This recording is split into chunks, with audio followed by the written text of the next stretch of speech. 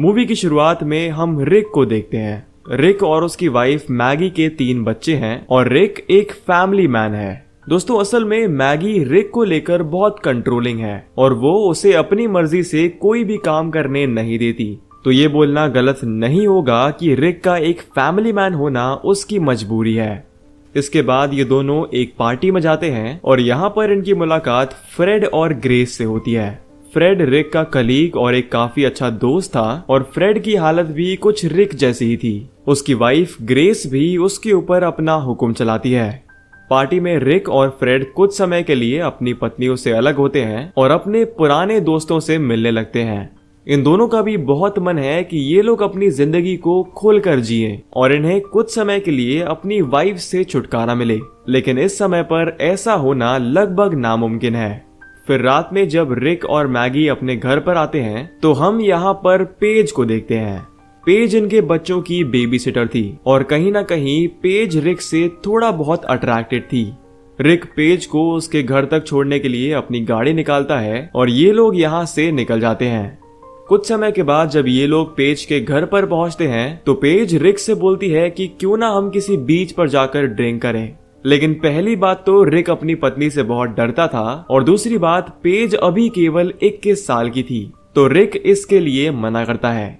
घर पर आकर रिक मैगी से बोलता है कि आज हम दोनों इंटीमेट होंगे, लेकिन इनकी बेटी अभी तक जाग रही थी तो रिक जैसे तैसे करके उसको सुलाता है और वापस से मैगी के पास आता है। मगर यहाँ पर काफी देर हो चुकी थी, मैगी ऑलरेडी सो गई थी। लेकिन दोस्तों मैगी असल में नहीं सोई थी, वो बस सोने का नाटक कर रही थी ताकि उसे रिक के साथ इंटीमेट ना होना पड़े।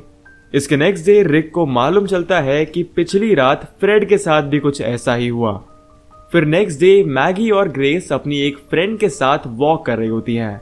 यहाँ पर इन दोनों के हस्बैंड्स की बात निकलती है तो इनकी फ्रेंड इन्हें एडवाइस करती है कि तुम्हें उन दोनों को एक हॉल पास देना चाहिए। हॉल पास का मतलब है कि 1 हफ्ते के लिए कंप्लीट फ्रीडम। उस 1 हफ्ते में वो दोनों जो भी चाहे वो अपने मन मुताबिक कर सकते हैं।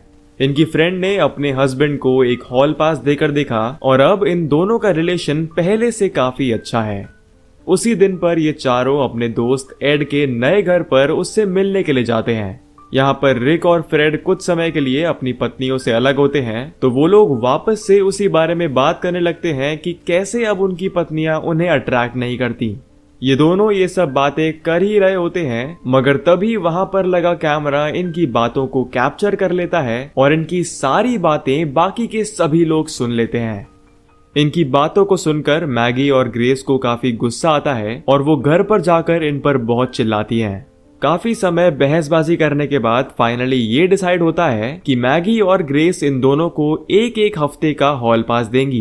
इस 1 हफ्ते के दौरान ये दोनों अपनी मर्जी से कुछ भी कर सकते हैं और इनकी बीवियां इन्हें कुछ भी करने से नहीं रोकेंगी।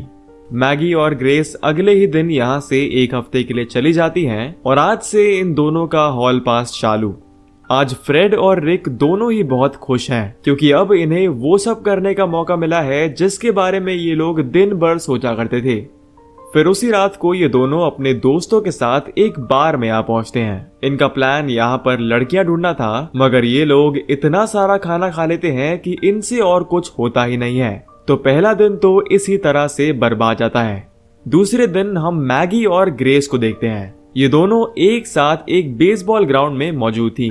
मैगी बोलती है कि अगर हमारे हस्बैंड्स को हॉल पास मिला है तो एक तरह से हमें भी हॉल पास मिला है और इस 1 हफ्ते में हम भी अपनी मन मर्जी से जिंदगी जी सकते हैं।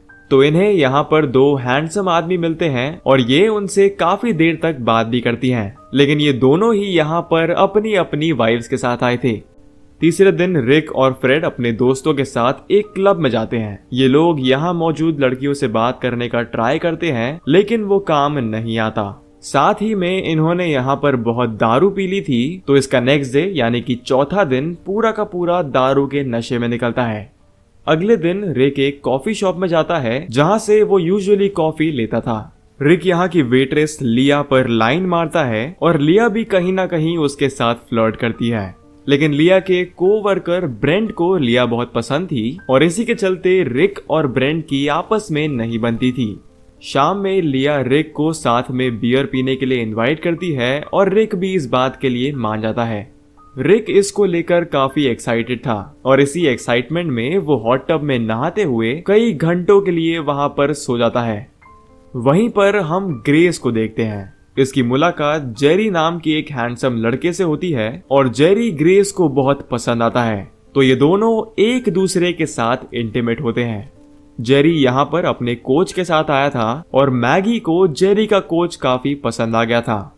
देखते ही देखते रिक और फ्रेड के हॉल पास का छठा दिन आ गया। ये लोग वापस से उसी होप में बार जाते हैं कि शायद आज को चमत्कार हो जाए। इस बार में लिया मौजूद थी और साथ ही साथ यहाँ पर पेज और उसकी आंट मैग भी थी। पेज रिक के पास आकर उसके साथ डांस करने लगती है, लेकिन रिक उसको अवॉइड करता है और लिया के साथ डांस करता है।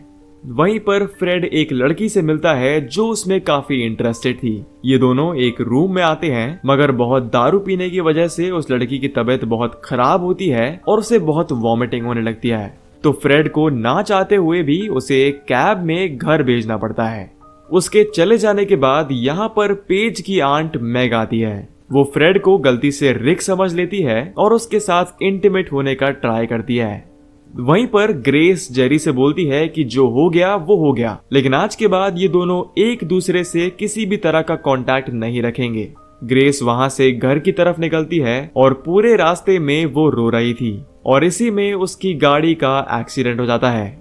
लिया और रिक साथ में एक कमरे में थे। ये लोग बस इंटीमेट होने ही वाले थे कि रिक को लगता है कि ये बहुत गलत है और वो लिया के साथ इंटीमेट नहीं होता।